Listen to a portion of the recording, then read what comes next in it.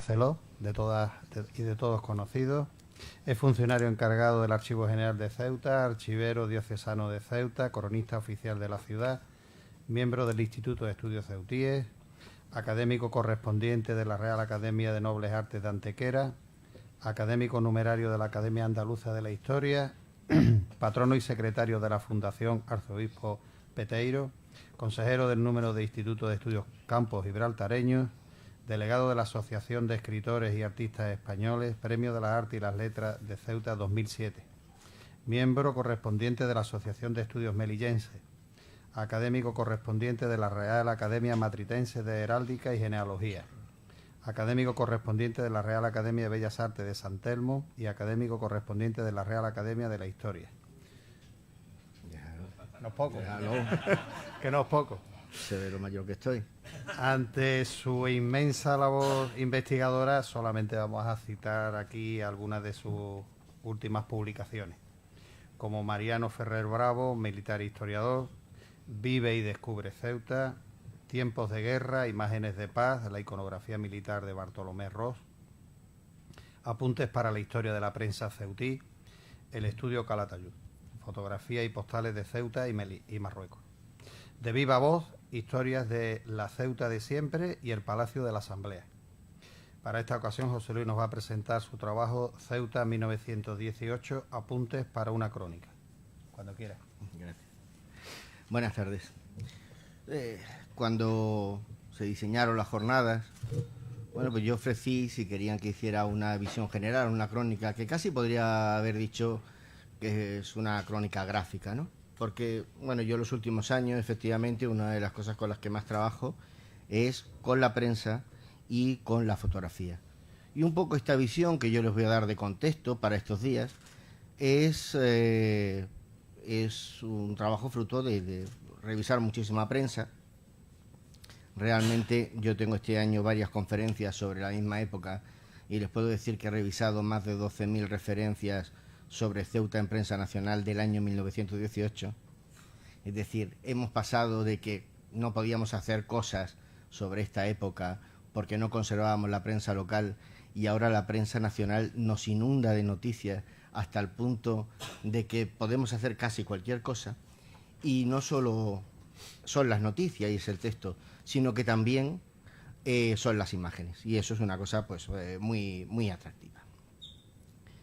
El año 1918 es un año muy importante para la historia de Ceuta, porque es un año de ilusiones, un año de sueños, es un año en el que la gente está empezando a creerse que hemos dejado de ser una plaza militar, que hemos dejado de ser un presidio, que hay futuro, que la ciudad está creciendo y a pesar de todo lo que ocurre al nivel nacional, al nivel internacional, la gente se lo cree.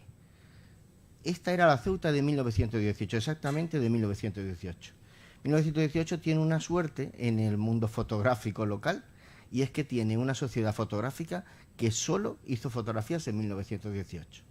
Cuando ustedes vean fotografías que pone Barceló y Rubio, automáticamente ya pueden decir que son fotografías de 1918. Porque en 1919 Bartolomé Barceló se marchó a Tetuán, la sociedad se disolvió y Ángel Rubio siguió su camino solo. Por lo cual es magnífico porque, bueno, pues es una referencia muy interesante a la hora de poder trabajar. Lo primero que hay que ver es que, bueno, que como ya ha dicho Santiago Domínguez hace un momento, el mundo vive pendiente de la Segunda Guerra Mundial. España efectivamente se ha declarado neutral y parece que estamos lejos del conflicto, pero sin embargo el conflicto tiene su influencia sobre Ceuta. En primer lugar, yo siempre he tenido la opinión muy personal de que Ceuta siempre ha vivido de las crisis españolas, de las crisis internacionales. A nosotros las crisis, de algún modo, nos han venido hasta bien. En este caso, nosotros nos vimos en un momento determinado beneficiados por la guerra, los primeros años, aunque efectivamente a partir de 1917, como va a explicar muy bien José Alarcón estos días, pues bueno, se ve el fin de la guerra y con ello vienen los conflictos políticos, viene el fin prácticamente del bipartidismo, viene, pues eso, la carestía de alimentos, la falta de suministros, los bajos salarios, las huelgas, y bueno, también vienen los problemas político-militares, el problema de las juntas de defensa, el problema de los catalanistas, presionando para que se reconozca la autonomía. Pero no crean que, a pesar de que España era neutral y a Ceuta todo esto lo cogía lejos, a Ceuta no le preocupaba. A Ceuta le preocupaba y estaba al día de lo que ocurría. Y es más, llegamos a tener un periódico cuyas cubiertas, todos los semanarios, todas las semanas, las noticias eran fotografías ilustradas de lo que estaba apareciendo, de lo que estaba pasando en la Segunda Guerra Mundial. Ese periódico había sido fundado por un periodista muy conocido, un periodista algecireño que siempre vivió a caballo entre Ceuta y Algeciras, que fundó muchos periódicos, y en este caso ese periódico, que no era el único que sacó en este año, era el Serrallo. Pero es natural, a Ceuta lo que realmente le preocupaba era el conflicto en Marruecos. Y es lógico, porque era la guerra que tenía ahí al lado. Era, ya saben ustedes el ciclo, como había empezado desde la conferencia de Algeciras, la instalación del protectorado, la ocupación por el FAU de Tetuán, y bueno, mientras que todo parecía que iba muy bien, de pronto empezamos con los conflictos con el rey Suni y la guerra la tenemos en la puerta. Y aunque muchas veces en la historia local parece que esto no existe, pero Ceuta se convirtió en un enorme hospital. Es decir, nosotros pasamos de tener un hospital, sí, grande, bueno, en la Plaza de los Reyes, a tener 40 y tantos barracones en el Docker, el Hospital O'Donnell, a veces un buque. Es decir, nos convertimos en un hospital. La guerra estaba aquí. Y esa era la guerra que le preocupaba a la gente. Claro está que había otros temas internacionales que también preocupaban, porque teníamos un general, que era don Miguel Primo de Rivera, que estaba dando conferencias y entrevistas en 1918 de una conferencia terrible, diciendo que, bueno, que dado que Francia lo que quiere es Tánger, pues y que Inglaterra estaría dispuesto a llegar a un pacto en el Estrecho, lo lógico sería que España dejase Ceuta, que la cambiase por Gibraltar, y a su vez que Francia obtuviese Tánger. Como ustedes comprenderán, esto sí que preocupaba a los ceutíes.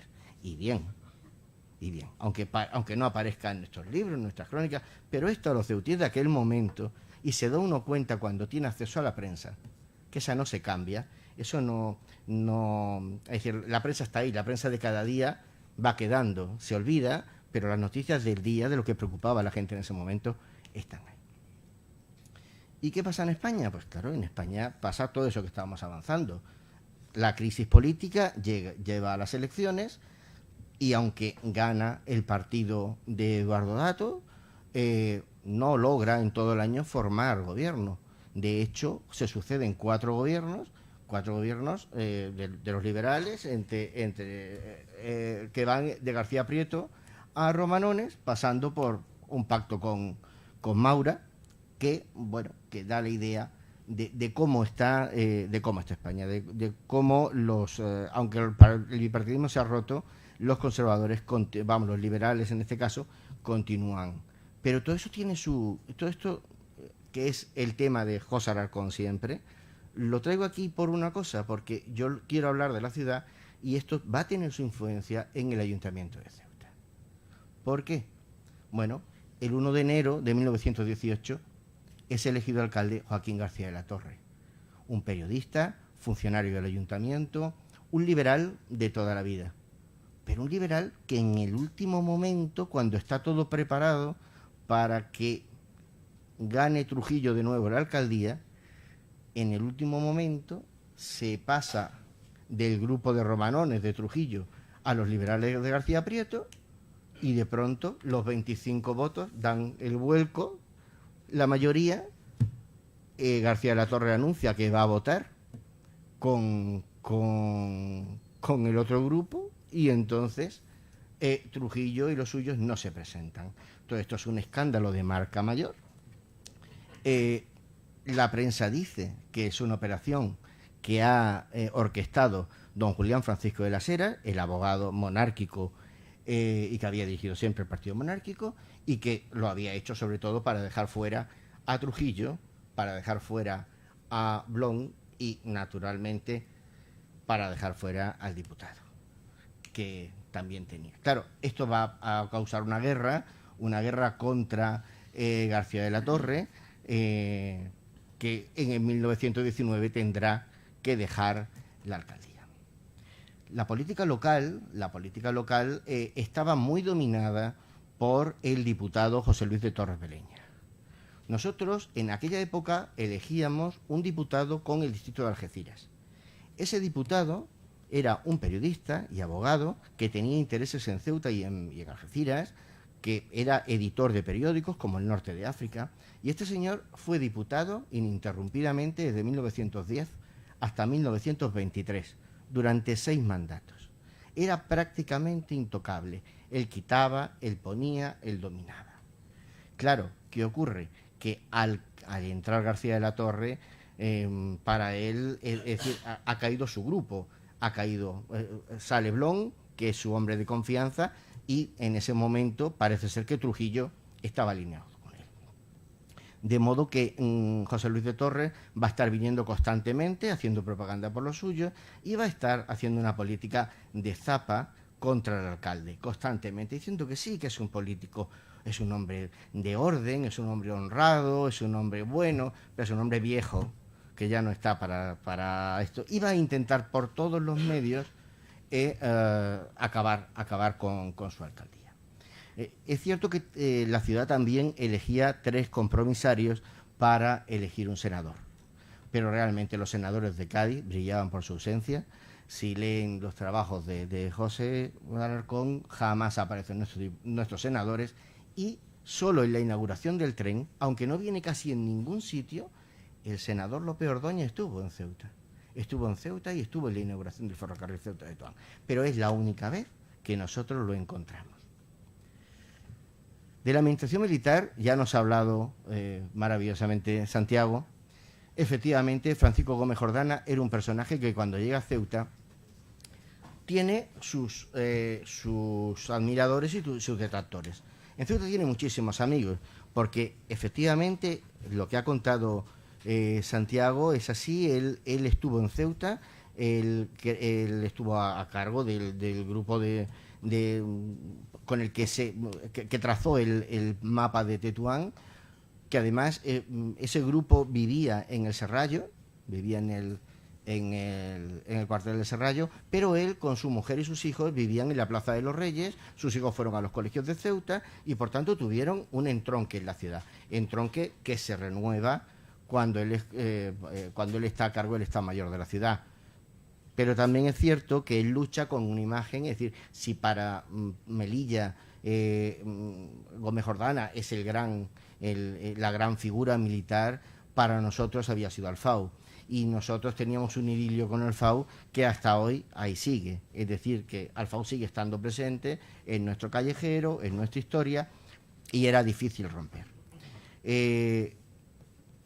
Sobre lo que decía Santiago, ciertamente aquí se encuentra con un comandante general que no puede mover, porque es un militar de un enorme prestigio, como es Milán del Bosch. Pero en cuanto puede, se trae a quien él quería, que era su hombre de confianza en Melilla, al que él había tenido como presidente de la Junta de Arbitrios, y que era Domingo Arraiz de Conderena.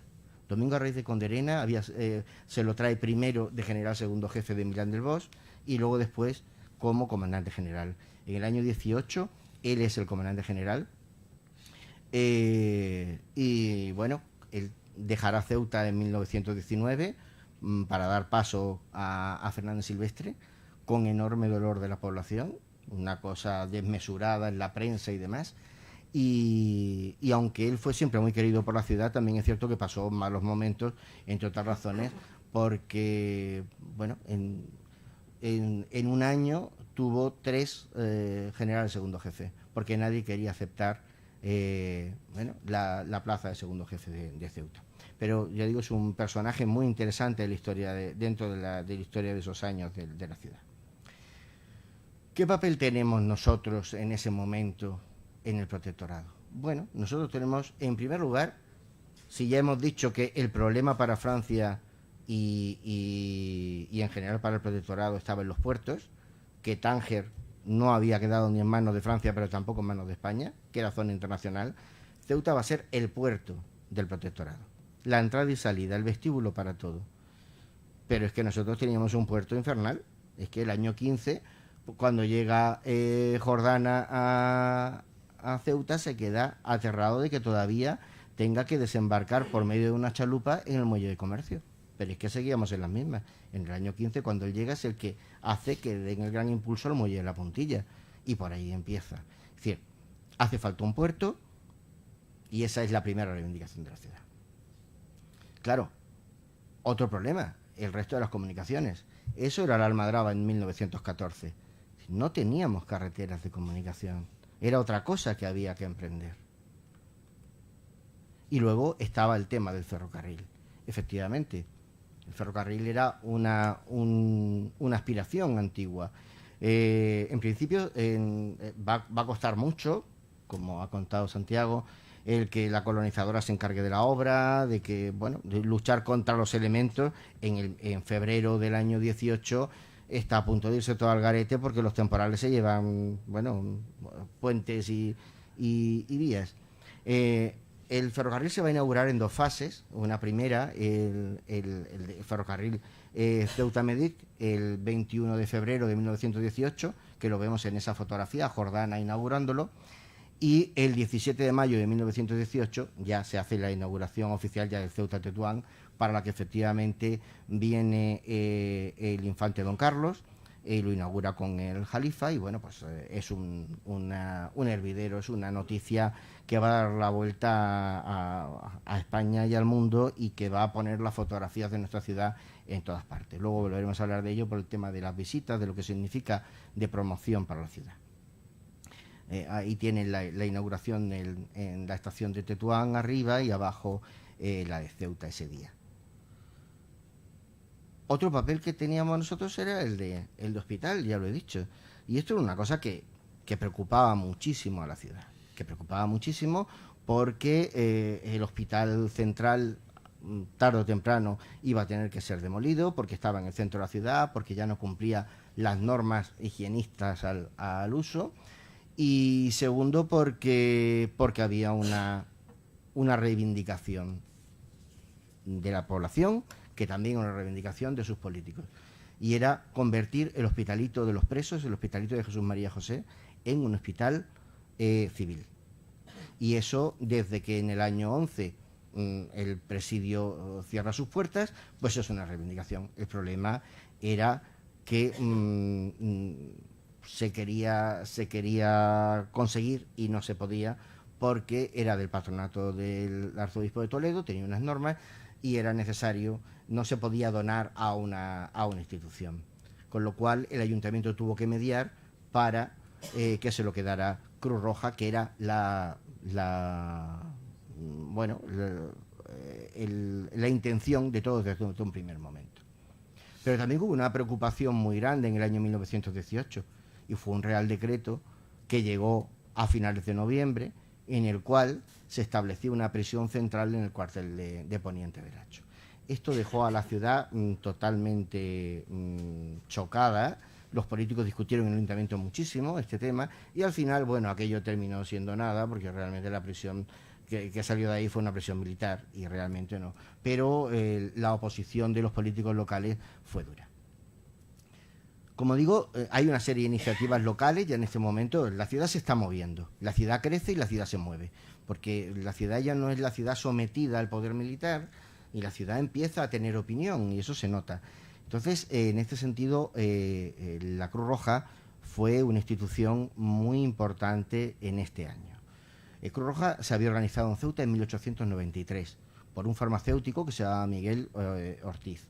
Sin embargo, Cruz Roja prácticamente funcionaba como una asociación de amigos, de ayuda, pero que no tenía realmente función. Lo que pasa es que en el año 1913, cuando se cierra el penal, Cruz Roja se interesa por el hospital y se interesa para convertirlo en un hospital civil. Y entonces es cuando todo el mundo potencia a Cruz Roja para que Cruz Roja tome ese papel. El problema, como digo, es que no se puede hacer una donación directamente a Cruz Roja, con lo cual se hará al ayuntamiento y el ayuntamiento la traspasará a Cruz Roja. En todo ello también es muy importante el papel de García de la Torre, porque García de la Torre desde hacía años era presidente de Cruz Roja. Por eso también quizá pues, se le potencia un poco para que entre en el cambio de ayuntamiento. Este es un proyecto que vertebró mucho a la sociedad local, porque bueno, Cruz Roja ya sabemos cómo se mantiene en todas partes, con actividades benéficas, actuaciones teatrales, toros, y todo eso creaba un tejido social. Y al final los ceutíes no solo no se arrepintieron, sino que agradecieron muchísimo que Cruz Roja se pusiera en marcha. Porque, bueno, el hospital que iba a inaugurar en principio el secretario de Cruz Roja y el secretario de la Reina y tal, a principios de año, aquello se fue retrasando y llegamos a noviembre, y en noviembre el hospital se abrió rápidamente porque era súper necesario, porque la epidemia de gripe ya se había manifestado en la ciudad y el hospital fue sumamente necesario y tuvo un papel verdaderamente importante. Ahí tenemos el grupo de Cruz Roja con el alcalde García de la Torre en el centro, bueno, con una serie de personas de la ciudad, y aquí está el capellán Agustín Coy Cotonat, el biógrafo de Agustín Aragón, que fue el delegado regio que nombró Cruz Roja para hacer todos los trámites de reconstrucción de Cruz Roja, y que fuera capaz de asumir la estructura del hospital cuando se abriera. Otra institución esencial que también ha estudiado José Antonio Alarcón es la Cámara de Comercio. La Cámara de Comercio en ese momento es una cámara potente, una cámara que tiene iniciativas y que lucha. En 1918, las cámaras de comercio de Ceuta, Melilla, Larache y Tetuán consiguieron que lo recibiera el presidente Dato. Y bueno, era una reunión importante en la cual Ceuta llevaba 3 reivindicaciones. La primera, ese tema que ha apuntado Santiago de las aduanas. Efectivamente, había un problema de aduana serio entre Ceuta y Marruecos. Y los ceutíes querían, la Cámara quería que hubiera una sola aduana, sobre todo en Castillejos. Era lo que se pretendía y lo que al final se consiguió. Las otras 2 reivindicaciones que llevaba la Cámara de Ceuta eran la potenciación del puerto y un tema respecto al ferrocarril. Que se terminara el ferrocarril, sí, pero también, muy importante, en esa reunión de abril de 18 se pone sobre la mesa una cosa que no se había contemplado, y era que el ferrocarril tuviera un vial que llegara al muelle, que llegara a los muelles para poder cargar y descargar. Ahí tenemos la fotografía de la comida que tuvieron en el Hotel Inglés de Madrid las cámaras después de haberse reunido con el presidente. Ahí se ve muy bien, en la esquina tú lo verás a Trujillo y Ruiz Medina, que se le ve perfectamente. La foto la verdad es que se ve muy bien. Claro, dirán ustedes, bueno, ¿y ese ramal se hizo o no se hizo? Efectivamente, el ramal se hizo, claro. Hubo que esperar a que se hiciera el Muelle España. Pero esto es una cosa que muchas veces la gente discute, si el tren llegó o no llegó al Muelle de España. Sí, y los raíles que iban por los laterales no eran los de las grúas. Pero miren ustedes que está el tren ahí delante.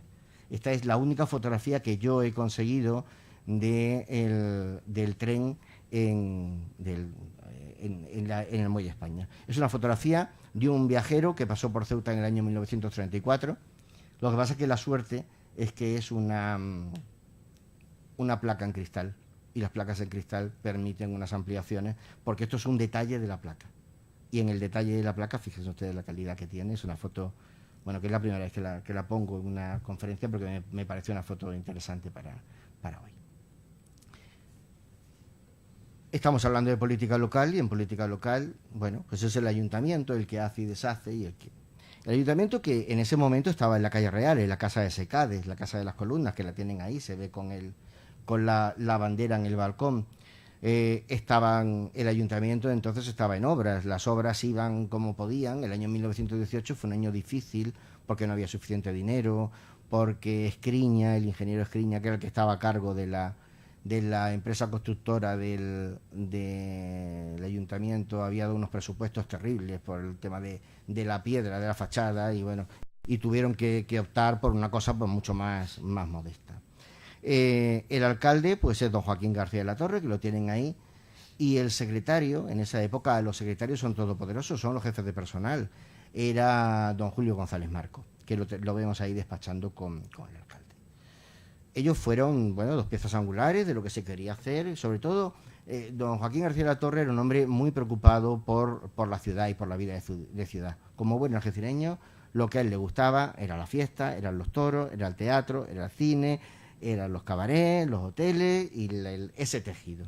Y para eso pues tuvieron mucha suerte, porque se encontraron con un arquitecto que le gustaba la juerga tanto como a él o más, que había venido de Ronda, que era don Santiago Sanguinetti, y que va a ser el que dinamice, el que haga un proyecto, el que lleve a cabo todos esos proyectos de urbanismo militar de comienzos del siglo XX, los lleve a la realidad. Él va a ser el autor, por ejemplo, de los cines teatros, del Apolo y del Cervantes. Él va a poner en marcha ese plan de ajardinamiento de plazas y tal, que tenía mucho interés don Joaquín García de la Torre. Don Joaquín García de la Torre, además, había sido masón. Él le daba mucha importancia a los símbolos, como buen masón. Entonces, para él la acacia era necesaria, de modo que él plantó de acacias todo lo que pudo. Puso acacias delante de la catedral, delante de los agustinos, en la plaza de Alcázar, vamos, de Maestranza, en todas partes ponía acacias, como vemos ahí. Entre otras cosas, se hicieron grandes reformas. En ese año se demolió la pescadería, que, bueno, la pescadería había quedado ahí durante muchos años, que no se sabía muy bien qué hacer con ella. En un principio el ayuntamiento, en 1904, se pensó hacerlo donde está la Casa Trujillo. Lo que ocurre es que, bueno, era mucho dinero, el proyecto no se llevó a cabo y al final se decidió construirlo en el lugar donde habían estado las casas consistoriales. De modo que esto se quedó ahí hasta que por fin la familia Trujillo pues consiguió la financiación para adquirir las construcciones que había y construir el edificio. Entre las reformas curiosas que la ciudad, bueno, cantó en sus carnavales y demás, fue la transformación del reloj de 4 esferas que estaba almacenado en los ayuntamientos, en el ayuntamiento durante años, convertirlo en lo que fue el sonajero, que era ese, perdón, sí, estaba ahí. Eso que ven ustedes ahí, ese es el sonajero, un reloj de 4 esferas, que el ayuntamiento había comprado a comienzos del siglo a Canseco, la mejor empresa de relojes de este país, monumentales, para ponerlo en una torre en el foso de la Almina. Pero al final los militares no dieron permiso y el reloj se quedó ahí arrumbado y entonces se colocó ahí.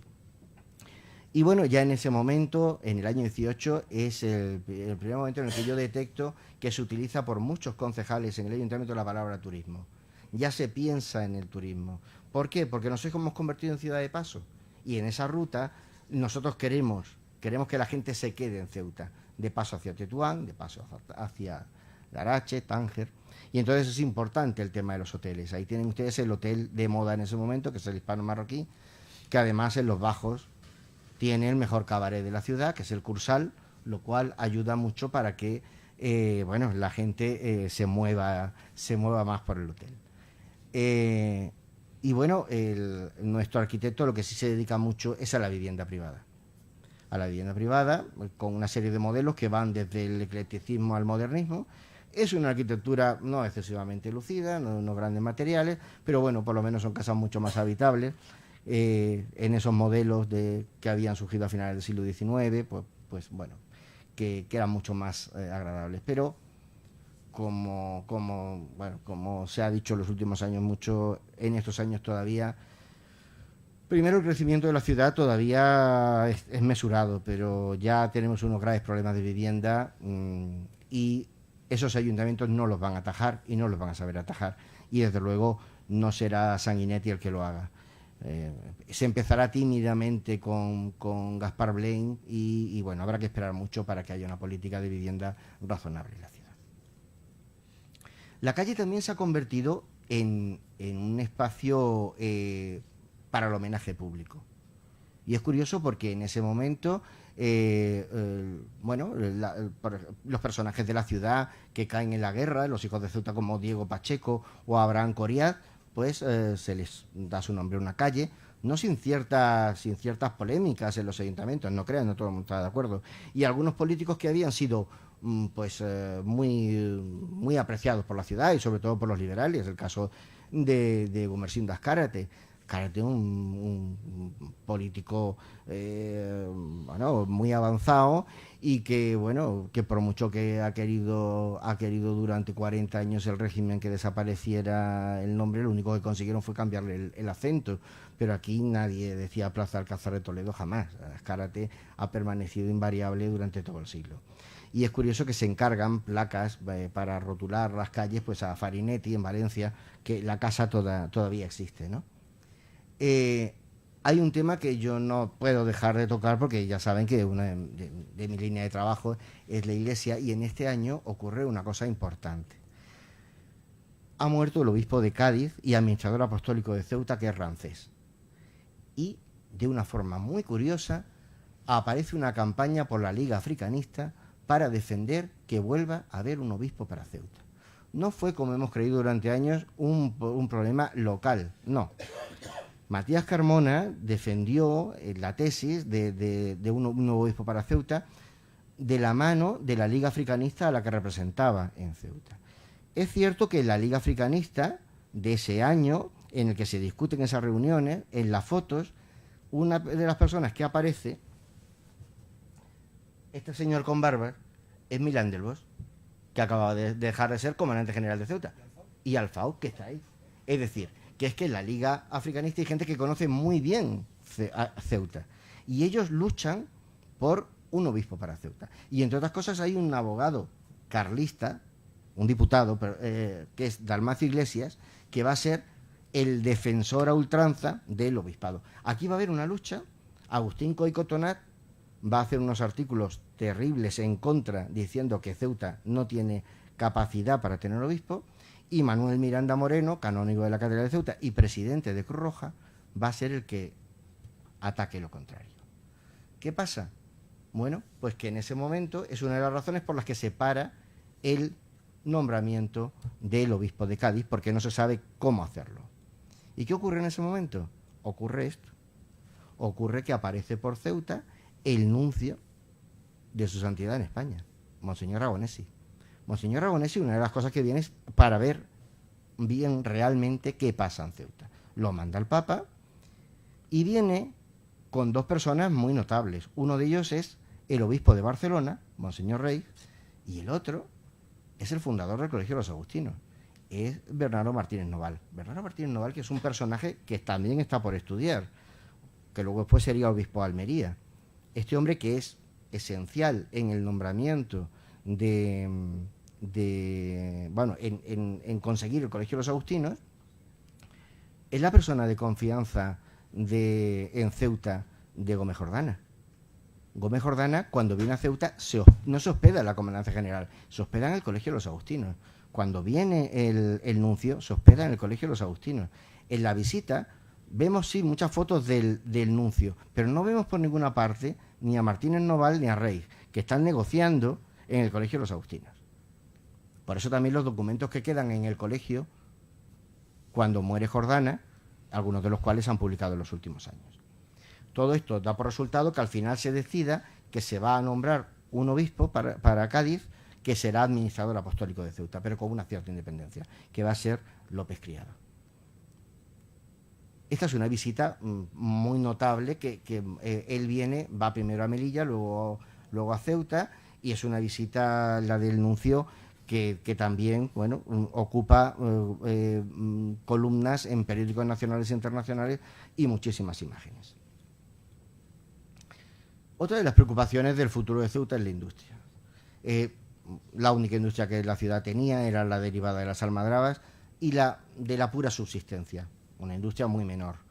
En la prensa, sobre todo los corresponsales de prensa, no los corresponsales que había en la ciudad, sino los periodistas que vienen a hacer reportajes sobre Ceuta y sobre Tetuán en este año, una de las cosas que hablan es del proyecto de cerámicas de Los Castillejos como un proyecto de la burguesía ceutí, para Sí, efectivamente, para trabajar sobre todo con la construcción que se estaba haciendo en Tetuán y demás, pero también en Ceuta. Y era un proyecto que se daba como Ceuta, era un proyecto interesante. En todo esto siempre está por medio Arango y Escriña, los dos ingenieros que se están jugando su capital y que de algún modo son dos personas que en ese momento tienen un peso muy grande en la ciudad.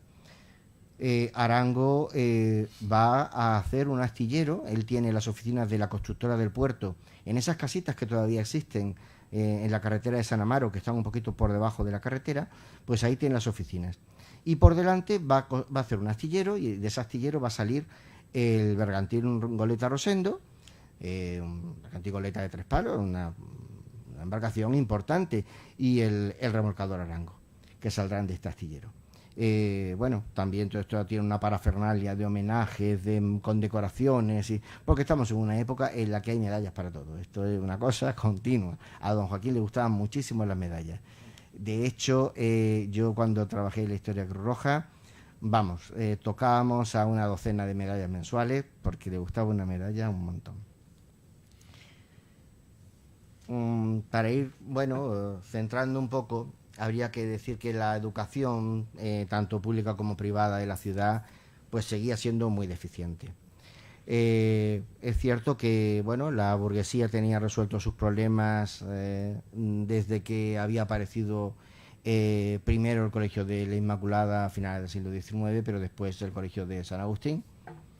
De todas maneras, estaba el patronato militar, que era fuerte, pero la realidad era que había montañas de colegios municipales con unas instalaciones verdaderamente lamentables. Normalmente el colegio servía de casa al maestro.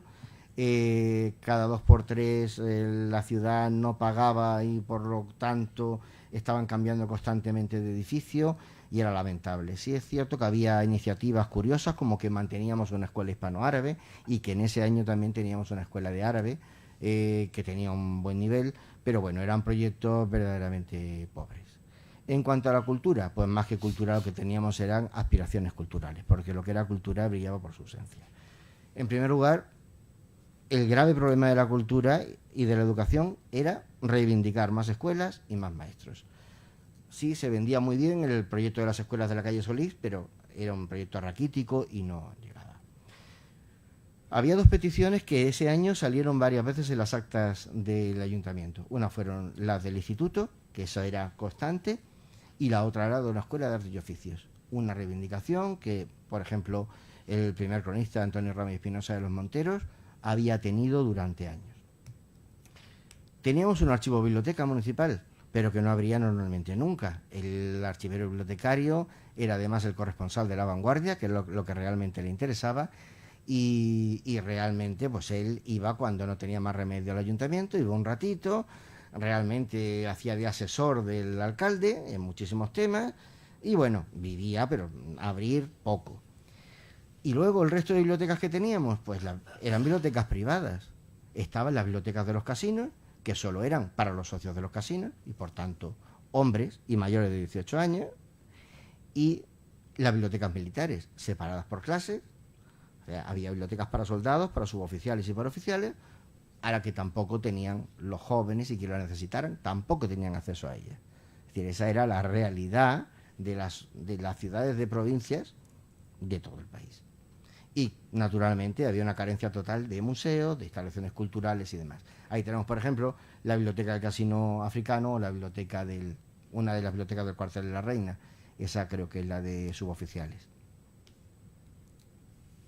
Y sí, había algún acontecimiento cultural de vez en cuando. Por ejemplo, ¿cuáles son los 3 acontecimientos más importantes así y extraños del año 18? Pues de una parte, la conferencia que dio Ratchevich, que era un aventurero que escribía libros de viajes, él había viajado por medio mundo, y entonces, pues una de esas giras que hacía, llegó a Ceuta y dio su conferencia en el Apolo, que fue una conferencia muy aplaudida y muy interesante, por lo visto, según decía Novelles, que luego fue a cenar con él, como es natural, que era lo principal para él. También ese año apareció la gramática de árabe de Fernández Berbiela, una gramática que fue oficial en las academias, que se vendía muy bien y que, bueno, Mariano Fernández Berbiela era de la familia de los Gabarrón, de Ceuta, del Apolo, y es el fundador, por ejemplo, en Ceuta, de la primera asociación de amigos de la música de Ceuta, en los años 20, sí. Y sí hay, por ejemplo, investigación. Bueno, pues había un foco de investigación muy curioso en el Hospital Militar. En el año 13 se había creado el laboratorio del Hospital Militar y al frente estaba don Tomás Rayo Colandrea.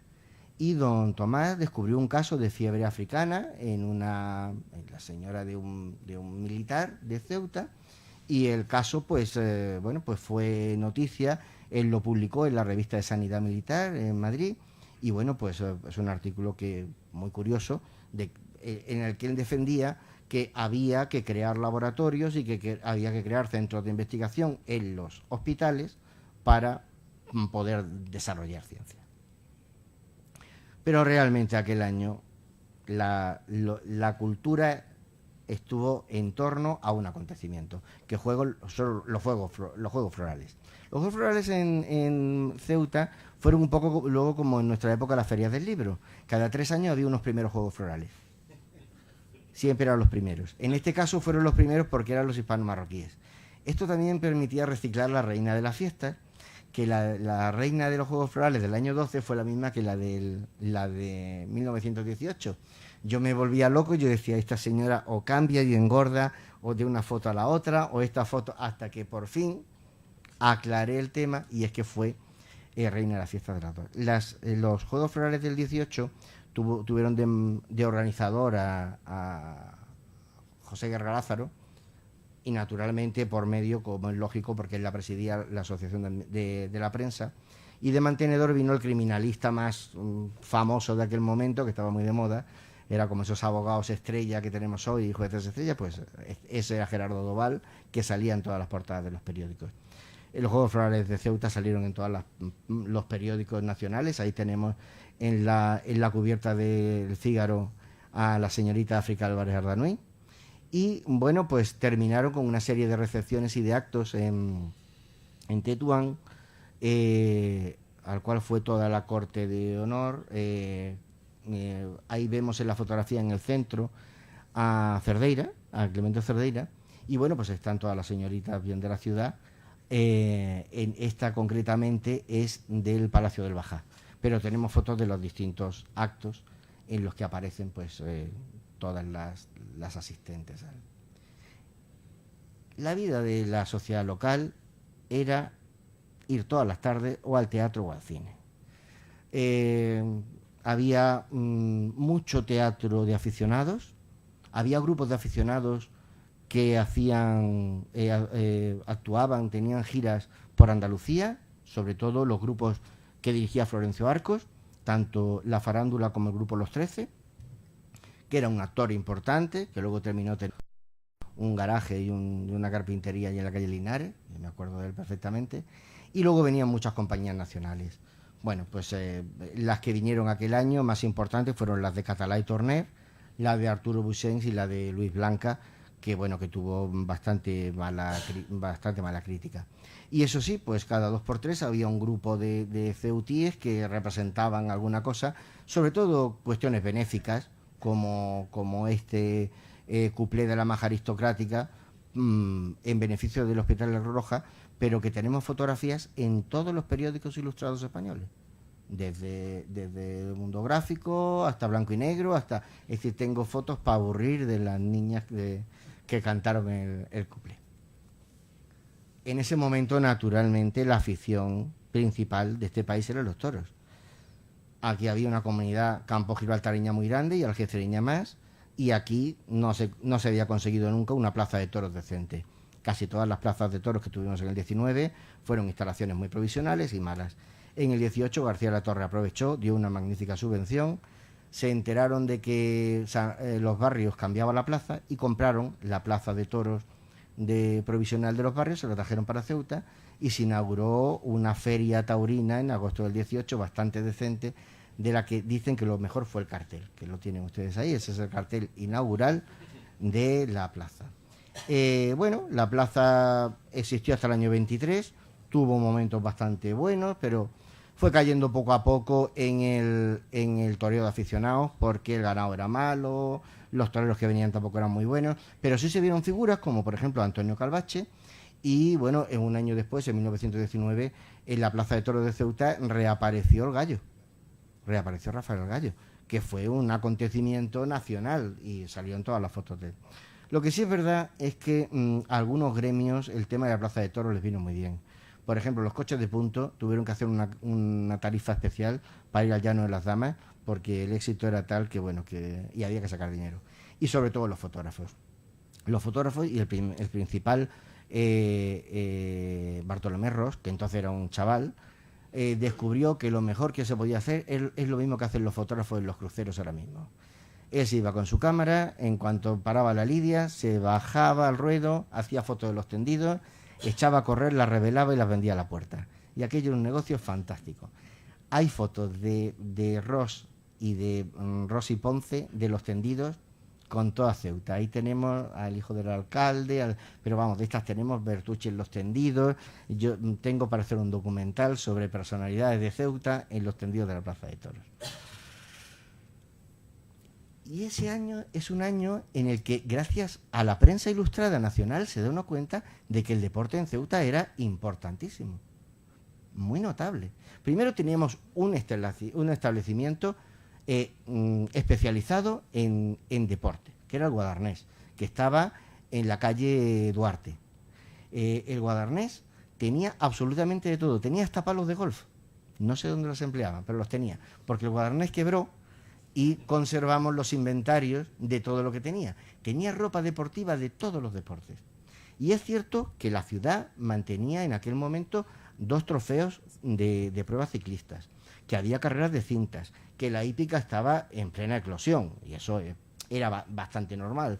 Los deportes a caballo, en una ciudad en la que había un regimiento de caballería, pero estaba la sociedad de jóvenes excursionistas que, por ejemplo, competían con el Ceuta Sport y con el Serrallo, en el fútbol. El fútbol en ese momento ya tiene un campo en la hípica, pero en cuanto echen abajo la Plaza de Toros, ahí va a haber un segundo campo. Y luego después el tema de las regatas marítimas también es importante, pero a nivel nacional una de las cosas más importantes que va a pasar este año es que se inaugura la sala de esgrima del Casino Militar, y le inaugura el maestro de esgrima más importante de España, el campeón de España durante años, que es Afrodisio Aguado. Él, a sus 2 pupilos, los coloca como maestros de armas en Ceuta y en Melilla, y hacen un viaje de promoción de la esgrima. Van a Melilla, toma posesión allí uno de ellos, viene a Ceuta, toma el otro, y en Ceuta vemos las fotografías, por ejemplo, en el Casino Militar, y vemos un asalto, este asalto que hay abajo, entre Afrodisio Aguado y Santiago González Tablas, que era un esgrimista muy notable. Otra de las sociedades muy presentes en el año 18 son los exploradores. Los exploradores son una sociedad que, bueno, que tiene un enorme éxito, una sociedad juvenil. Ellos tienen su banda, hacen sus excursiones, viajan al campo de Gibraltar, a Marruecos. Ahí tienen, por ejemplo, su participación en una cabalgata con una enorme carroza, y en ello están metidos sobre todo elementos muy conservadores de la ciudad. Los que patrocinan, los que organizan siempre el tema que están encima de los exploradores son don Julián Francisco de las Heras y don Cayetano González Novelles, ese archibibliotecario del que hablábamos antes, que escribía mucho pero ordenaba pocos papeles en el archivo, y que era el corresponsal de La Vanguardia, y del que son muchas de las fotos que yo pongo aquí del año 18. En cuanto a la fiesta, la vida social, bueno, pues sobre todo estaba marcado naturalmente por el calendario festivo. Las procesiones, Santo Entierro principalmente, pues era la que vertebraba todo en ese momento. Las comuniones, vemos las comuniones del año 1918 con el hoy beato Severiano Montes en el centro. Una procesión marítima en la que se aprecia perfectamente, este señor de aquí es Arraiz de Conderena. Es una fotografía muy curiosa, posiblemente de una procesión marítima que debieron hacer con la Purísima, pero no está muy claro. Y ahí tenemos por ejemplo una de las fotos del pabellón municipal durante las fiestas de agosto, que se ponía en la Plaza de África, esa, como lo pone ahí, es de 1918. El gran acontecimiento de nuestra ciudad eran sin duda las visitas. Es verdad que nuestra ciudad siempre ha vivido un poco esperando quién iba y quién venía. Es decir, que en la época en que había un barco o dos, la gente iba al puerto a ver cómo llegaba la paloma y a despedir a la paloma. Y al melillero hacíamos lo mismo con él. Con lo cual tampoco es extraño que esas visitas siempre fueran importantes. Las visitas del Alto Comisario Jordana, bueno, pues eran muy notables. Había desfiles, había... si venía el obispo de Fesea, que venía continuamente, porque el obispo de Cádiz no venía para nada, de modo que el obispo Cervera, que era el obispo de Tánger, pues solía venir. Por ejemplo, ahí tenemos la llegada en el año 18, él vino bastantes días antes desde Tánger en barco para inaugurar la iglesia del Medic y luego después para asistir a la inauguración del ferrocarril. Frente a lo que se ha dicho, el obispo Marcial López Criado no vino a Ceuta porque todavía no era administrador apostólico de Ceuta, ni siquiera era obispo, con lo cual el que vino fue el obispo de Fesea. Cuando se refieren al obispo, era el obispo de Tánger. Y bueno, otra de las cosas que, bueno, la visita de Ragonesi, de la que ya hemos hablado, el nuncio, y luego en el año 1918 vino 2 veces, en septiembre y en noviembre, el Reina Regente. Y eso, pues, como pasa ahora mismo, cuando viene un barco de guerra importante y lo abren y permiten que la gente vaya y lo vea, pues era un acontecimiento. Llegó una ciudad, estamos hablando de entonces todavía 20.000 habitantes, ¿no? 20 y tantos mil.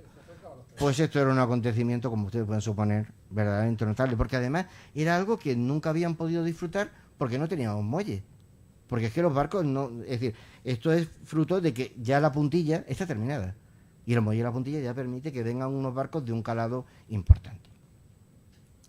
La visita prototipo de todas estas visitas que tienen una proyección enorme a nivel nacional es la visita del infante a Don Carlos, que él viene en nombre del rey a inaugurar el tren. Se inaugura el 17 de mayo porque, como ustedes saben, en esa época todo se inauguraba el 17 de mayo, igual que antes todo se inauguraba el 10 de octubre, porque era el 10 de octubre el cumpleaños de la reina Isabel II y el 17 de mayo el de Alfonso XIII. Esa era la razón por la que se inaugura el 17 de mayo. Cuando se juega con la fecha es que es muy fácil, 17 por eso. Ahí vemos al infante en el porche que tenía el ayuntamiento de Ceuta, recibiendo el saludo de las autoridades. Detrás está precisamente Jordana y está el diputado y está Las Heras, creo, sí. Y bueno, pues ahí vemos algunas de las fotografías de la entrada del infante y Don Carlos en la estación de Ceuta cuando llegaron, que están en la prensa nacional, o la despedida del infante Don Carlos por el alcalde Joaquín García Latorre a pie de escalerilla. Se hizo un librito muy curioso para repartir el Ceuta Tetuán. Era un folleto en papel cuché con muchas fotografías, pero lamentablemente es un folleto que se hace previo a la inauguración, por tanto no tiene fotografías prácticamente ni del tren, ni de la inauguración, es imposible y tal. El ayuntamiento hizo unos 200 o 300 ejemplares que repartió por todos los hoteles de Andalucía. Es decir, la proyección estaba clara y el objetivo también. Para ir terminando, decir que todo esto lo sabemos gracias pues a periodistas como Guerra Lázaro, Eduardo Buscató, José Encina Candevado, Manuel Fuentes Bermúdez, periodistas muy diferentes, periodistas profesionales como Guerra o Buscató, o Encina, que era un auditor de guerra, que fue cronista oficial y que lo que tenía era mucho dinero y que trataba de fomentar sus ideas liberales extremas, ¿no?, dentro de la ciudad, o Manuel Fuentes Bermúdez, que era un sacerdote que potenciaba las asociaciones católicas obreras.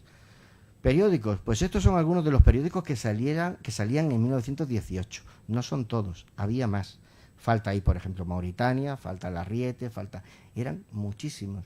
Para una ciudad tan pequeña, la cantidad de prensa que salía era muy notable. Y algunos, como ven, incluso con fotografías. Pues ahí tenemos una foto de la Unión Mercantil con imágenes encubiertas o del Social. Claro, la prensa contaba lo que ocurría. Y lo que ocurría pues es lo mismo que ocurre ahora. muchas noticias de justicia y muchas noticias de corrupción. Entre las noticias que tenían en aquel momento, pues un pleito muy curioso en el que un comerciante judío consideró que el kif que traía para la población musulmana de Ceuta no entraba en el monopolio del tabaco. La compañía de la canariense pues puso un pleito, lo metieron en la cárcel y al final pues tuvo que pagar una indemnización y la compañía se quedó también con el monopolio del kif. Había habido un problema muy serio en el Ayuntamiento de Ceuta. Habían abierto la caja fuerte y se habían encontrado con que en vez de dinero había unos talones estupendos que decían que ya pagaré. Inmediatamente pues 3 políticos locales fueron metidos en la cárcel, estuvieron más de un año y al final todo se arregló muy políticamente y al Estado le costó las 800.000 pesetas que faltaron, porque allí no puso un duro nadie, según las veladas críticas de González Novelles. Hubo otra estafa importante, la cooperativa militar de consumo, que parecía que era para arreglar la cooperativa anterior, pero terminó igual que la de los Cerny a principios de siglo, en una estafa. Y eso sí, hubo un desfalco de la pagaduría del regimiento de ingenieros por un capitán de intendencia que no se resolvió en los tribunales, sino que se resolvió en un tribunal de honor. Se le expulsó, se puso el dinero, bueno, el tema de los fueros y de estas cosas ocurrían. Estas eran las noticias de corrupción y de justicia, pero también estaban las otras. Y no me resisto a contarles algunas de las otras que fueron noticias en el año, como por ejemplo esos temporales de los que yo les hablaba, que se llevaron la vía del ferrocarril, el que tocó el premio Gordo en Ceuta, que fue un acontecimiento enorme, tocó 300.000 pesetas, figúrense, 300.000 pesetas, ahora es como 1.800 euros. Pero bueno, en aquel momento aquello era una pasta gansa. Hubo un incendio muy notable en los muelles de Ceuta, en el muelle de Ribera, lo que ahora llamamos nosotros Cañonero Gato, que bueno, que menos mal que estaba la tripulación del Cañonero Lauria y que lo sofocó. La noche antes de la inauguración del ferrocarril Ceuta-Tetuán se suicidó Baltasar Pacheco Barona, el hermano del teniente Pacheco, que también era teniente por un caso de amores, algo que dejó conmocionada a la sociedad local y que, bueno, de la cantidad de gente que no fue a la inauguración del ferrocarril fue porque, bueno, por el duelo en una de las familias de la ciudad más notables y más queridas, como eran los Pacheco. Una noticia que apareció también en la prensa fue que una canzonetista de moda en aquel momento, Nora, había decidido pasar sus vacaciones en Ceuta. Bueno, esto, como figurarán, esto era como cuando venía Lolita a Sevilla. La prensa encantadísima. También hubo otra noticia así curiosa, de estas que va uno rescatando, que me llamó la atención, fue, y ahora les diré por qué me llamó la atención, el incendio y caída en aguas cercanas a Ceuta de un avión inglés, que fue socorrido por la compañía de mar y se trajo a Ceuta. Claro, había muchas fotografías en los años 80, 90, de esta fotografía del hidroavión en el muelle. Y claro, siempre hubo una discusión. ¿Esta fotografía de dónde ha salido? Esto no es la base de hidro. ¿Y ese hidro qué hace ahí? ¿Y la base de hidro ya estaba o no estaba? Claro, era el hidro inglés que se había metido. La explicación en la prensa. En aquella época todavía se batían a duelo en nuestra ciudad. Y no crean que se hacía escondidas, aparecía en prensa. Hubo 2 duelos importantes en el año 1918 en Ceuta. Uno de ellos fue el de Luis Martí y José Benacloy, que yo no sabía cuándo había sido, si sabía muy bien que se habían batido a duelo por una niña del Cursal y que había sido un escándalo de marca mayor porque Benacloy exigió que el duelo fuera a sable. Los padrinos de Luis Martí querían que fuera a pistola, pero los de Benacloy querían que fuera sable porque Benacloy era un magnífico espadachín. Al final, Luis Martí no tuvo más remedio que aceptar. Benacloy ganó el duelo y le dejó marcada la nariz. Sin embargo, y por cierto fue en la Plaza de Toros del Llano de las Damas. El otro duelo, que también viene en la prensa, fue entre los capitanes Escoda y García Martínez. Ahí la prensa, desde luego, genial el concepto, es de cosas que a nosotros nos parece ahora mismo como del siglo XVII, pero esto ocurrió hace justamente 100 años. La prensa decía que había sido un duelo aburridísimo, que les habían tenido que decir que por favor que alguno hiriera al otro, porque esto no se acababa nunca. Al final, bueno, García Martínez hirió en un bracito así un poquito a Escobar, que yo sé, pero claro, estaban amargados los padrinos, que ha sido un duelo horrible, que no había habido nada y que no, un espectáculo que no. Pero no crean que el ejército llevaba esto bien. Arráez de Condorena había metido durante 2 semanas en el calabozo a Luis Martí y a Benacloy para que no se batieran. Pero claro, al final tuvieron que salir y se batieron. O sea que...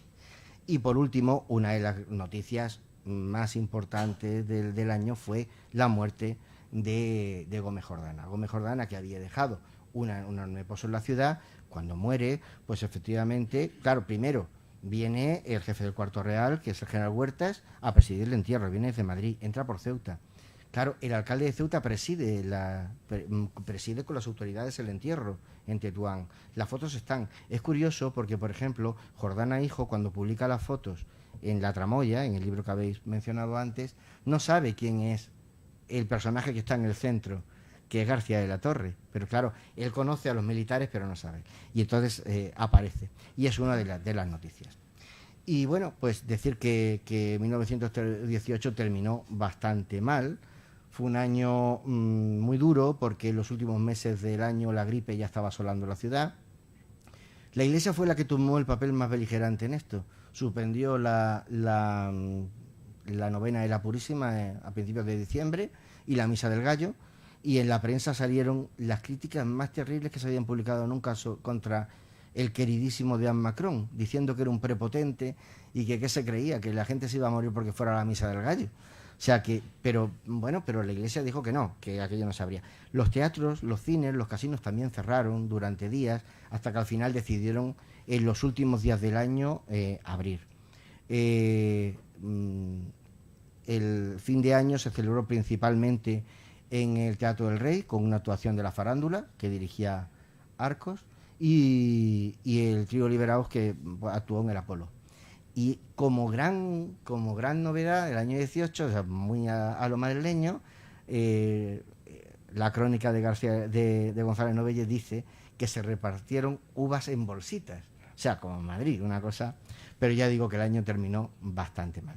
Y bueno, pues simplemente yo lo que quería era eso, contaros un poquito lo que había pasado ese año, con imágenes, y dar una imagen un poco divertida del año, que lo profundo vendrá a partir de mañana. Muchas gracias.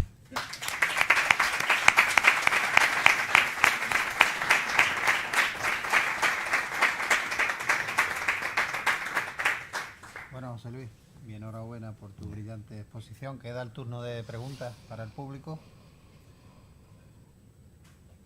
Y si no, nos vamos. No, yo lo que... lo de las imágenes... No sé, tampoco le hice una gran pregunta. Lo de las imágenes cada vez más espectacular. Es que tengo muchas. Es que le he hecho mucho dinero a la cosa. Y eso lo aprendí de ti, ¿no? El valor de la imagen en la historia, sí. ¿No? Y es espectacular porque cada día sacan nuevas. Esto es... Conocí algunas de ellas, pero hay otras que son absolutamente nuevas. Bueno, y a mí me impresiona, claro. Reconozco a los personajes, porque los conocemos, ¿no? Y la verdad que son magníficas, ¿no? Hay que trabajarlas, pero es cierto que, vamos a ver, actualmente hay muchísimas hemerotecas digitales para que todos podamos curiosear y disfrutar y buscar desde un personaje que nos interesa hasta un hecho, cualquier cosa. Pero también es verdad que las hemerotecas digitales dejan mucho que desear en la calidad de las imágenes. Es bastante difícil recuperar imágenes buenas. Por eso, quizá en hemerotecas como la nuestra es muy importante seguir adquiriendo revistas ilustradas. Porque las revistas ilustradas, sobre todo para nosotros, hay que tener en cuenta que nosotros tenemos prensa, colecciones de prensa completa desde 1883 hasta 1906, pero luego no tenemos prensa hasta 1934. Toda la que va entre 1906 y 1934 nos falta. Con lo cual nosotros tenemos que cubrir ese vacío con la prensa nacional. Por eso es muy importante para nosotros. También es cierto que no tenemos colecciones de fotografía de esos años, que las colecciones fotográficas del Ayuntamiento comienzan a finales de los 20. De modo que el estudio de la prensa y el recuperar fotografías de este tipo, que yo llevo muchos años intentándolo, ofrece detalles muy curiosos y ayuda mucho a comprender la ciudad y a disfrutarla y a ponerle cara a los personajes, que a mí, por ejemplo, me gusta mucho, y yo creo que a casi todos, ¿no? Y entonces lo que pasa es que con los derechos de autor, con la defensa de los derechos de autor, que a veces están superando un poco lo legal, porque realmente es lógico que defiendan los derechos de autor el autor y sus herederos, pero no un archivo o una biblioteca o un museo 100 años después, porque eso no es legal. Entonces, lo que hay que hacer es ser un poquito más generoso. Las instituciones públicas tienen que poner más imágenes, más imágenes, y no que están poniendo, incluso la Biblioteca Nacional se está reservando las revistas ilustradas y solo está poniendo los periódicos que no están ilustrados. Y no solo eso, prensa histórica. Sí, están tímidamente. Menos hasta el 30, tímidamente, 36 están. tímidamente. Pero nos hace más falta, porque además es que ayuda mucho. Y se entienden, a veces un pie de una fotografía nos puede explicar, por ejemplo, esa fotografía de las cámaras de comercio que fueron recibidas en abril y que de pronto encontramos la fotografía con todo. Me hubiera gustado tenerla cuando hicimos el libro de la cámara. Esa no la tenía, por ejemplo, que hubiera sido Fíjate, magnífica. ¿sabes dónde está? ¿No? Está enfrente de tu despacho, en la hemeroteca que tienes enfrente, en la habitación de enfrente, En tu depósito. Bueno, pero hace ya años, claro. Sí, es de... Me parece que es de Mundo Gráfico. El mundo gráfico. Pero efectivamente es que hay fotografías espléndidas, así que nos ayudan a ver cómo era la ciudad. Muy bien. ¿No hay más preguntas? Bueno, pues Bueno. nos emplazamos mañana a las 6:30. Muchas gracias.